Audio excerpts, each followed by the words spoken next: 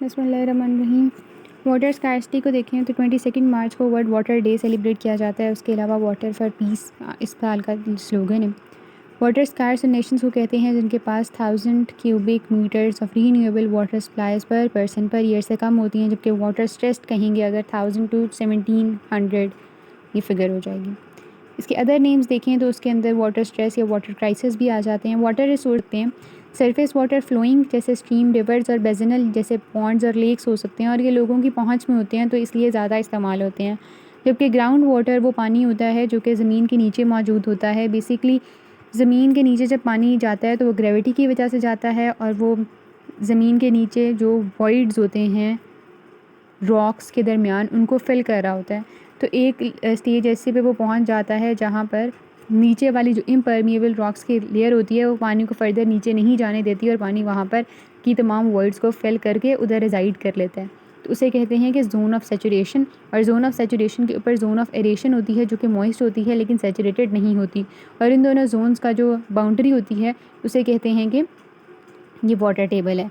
Water table Aahista Aahista fall कर रहा है। वाटर साइकिल का इम्पॉर्टेंट रोल है वाटर स्कार्सिटी के अंदर। वाटर साइकिल बेसिकली ये है कि पानी एवेपोरेट करता है फ्रॉम वाटर बॉडीज़ और इसके अलावा ट्रांसपायर भी करता है। और इसके अलावा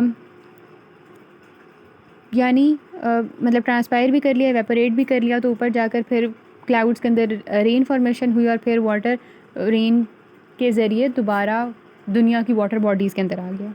ठीक है। इसके ज़रिए हो क्या रहा है कि अगर बारिश हो के दोबारा पानी किसी सी के ऊपर गिर रहा है तो हम उसे स्टोर नहीं कर रहे, तो वो पानी फर्दर नमकीन पानी के अंदर ही ऐड होता जा रहा है, बारिश वाला पानी, राइट।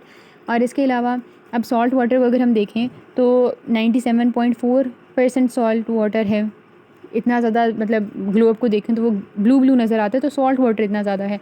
फ्रेश वाटर 2.6% और fresh water lakes and rivers वाला जो है वो 0.014 से भी कम है।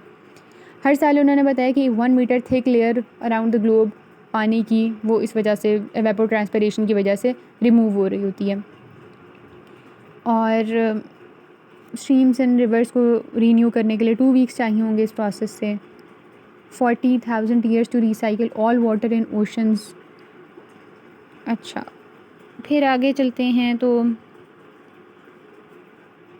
पाकिस्तान की उन्होंने बात की हुई है कि 30 डे वाटर स्टोरेज कैपेसिटी। इसमें जो बात है ना वो ये देखने वाली है कि 500 क्यूबिक मीटर्स अवेलेबल पर पर्सन पर ईयर होगा बाय 2025। ठीक है, इससे भी कम, जो कि हमने पहले जो दोनों वैल्यूज़ पढ़ी इनसे कम है। ठीक है। 7 million acre feet of water is lost to the sea every year, जिस तरह भी मैंने बात की। लाहौर के अंदर ground water levels 1 metre per year के रेट से नीचे जा रहे हैं।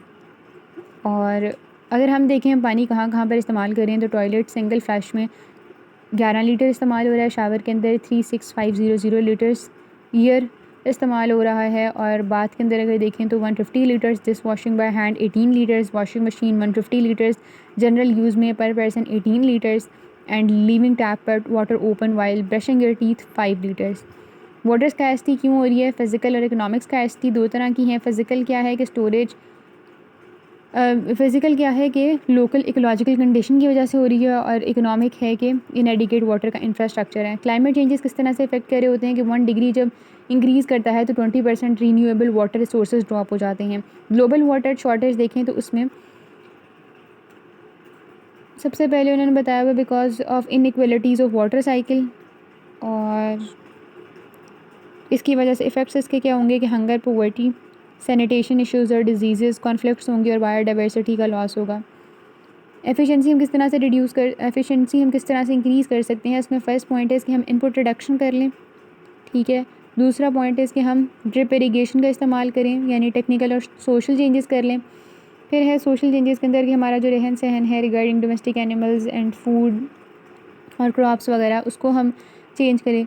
ज़ेरिस्केपिंग करें, यानी लैंडस्केप इस तरह से डिज़ाइन करें कि वाटर सेव हो और वो समुंदर के अंदर जाके ना मिल जाए। अच्छा, अब जो मिल गया समुंदर के अंदर जाके वो हो गया, मतलब सेलिनेशन उसकी होगी और उसको डीसेलिनेशन करनी पड़ेगी, जो कि ज़्यादा महंगा प्रोसीजर है। बहरहाल इसके 2 मेथड्स हैं, एक मेम्ब्रेन वाला है और एक डिस्टिलेशन डीसेलिनेशन है। जो multi stage flash distillation method है वो हीट पर रिलाई कर रहा होता है, जबकि मेम्ब्रेन मेथड लार्ज स्केल पर नहीं किया जा सकता। क्योंकि उसके जो रैपिडली क्लॉग कर देते हैं वो टाइनी पोर्स को, और इसके अलावा इफ़ेक्टिव होता है for the brackish ground water. Waste water reclamation किस तरह से किया जा सकता है कि भाई return, repurify and reuse the water. और ग्रे वाटर अनट्रीटेड वाटर होता है विच इज़ या पार्शली ट्रीटेड वाटर होता है, उसे आप ड्रिंकेबल वाटर उन जगहों पे भी इस्तेमाल किया जा रहा है जहाँ पर drinkable water is not mandatory to use, जैसे कि या cleaner water is not mandatory to use, जैसे कि लॉन को पानी देना है तो वहाँ ग्रे वाटर इस्तेमाल कर लो, ठीक है, जो कि अनट्रीटेड है या पार्शली ट्रीटेड है। क्यों बनाने चाहिए डैम्स? वाटर फ्लो को वो कंट्रोल रखेंगे, फ्लड की जैसे डैमेज नहीं होगा, रिजर्वायर क्रिएट करेंगे, और हाइड्रो इलेक्ट्रिक पावर। कैनाल्स या एक्वाडक्ट्स आर्टिफिशियल चैनल्स होते हैं जो कि वाटर को एक जगह से दूसरी जगह ट्रांसफ़र करते हैं, क्योंकि अर्बनाइजेशन हो रही है तो इनकी ज़्यादा ज़रूरत है, क्योंकि पानी हमें लोगों को तक पहुँचाना है।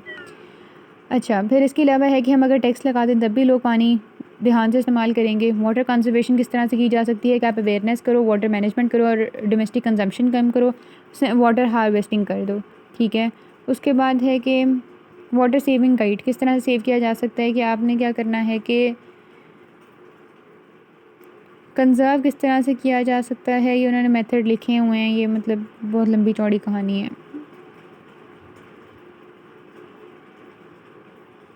उसके बाद जस्ट MCQ है तो इस कहानी को थोड़ा सा देख लेते हैं।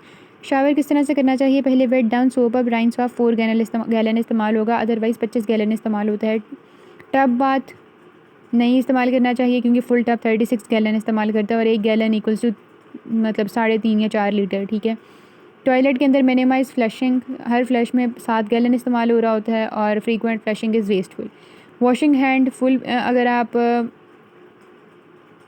टैप से कर रहे हो, रनिंग टैप है तो 2 गैलन यूज़ होता है, अगर आप फिल बेसन 1 गैलन यूज़ होता है। शेविंग के लिए भी इसी तरह है, ठीक है, कि टैप रनिंग से 20 गैलन ज़ाया होता है। ब्रशिंग, वेट ब्रश राइंस ब्रीफली तो आधा गैलन इस्तेमाल होगा, अदरवाइज़ 10 गैलन तक इस्तेमाल हो जाता है। लीक्स को इमीडिएटली रिपोर्ट करना होता है क्योंकि 25 गैलन हर डे पानी उससे ज़ाया हो जाता है। MCQ अगर देखने हैं तो सबसे पहला है कि सॉल्ट वाटर को ड्रिंकेबल फ्रेश वाटर के अंदर कन्वर्ट किया जा रहा होता है by desalinating it, and which of the following action is an example of reusing water. Reusing water है कि लास्ट वाली जो है वो है वाटर प्रिजर्वेशन की। Watering lawns once is not reusing water. Changing out toilet for a toilet that uses, नहीं, reusing water की एग्जांपल है कि हम ग्रे वाटर को इस्तेमाल करें टू वाटर अ लॉन या फ्लैश अ टॉयलेट।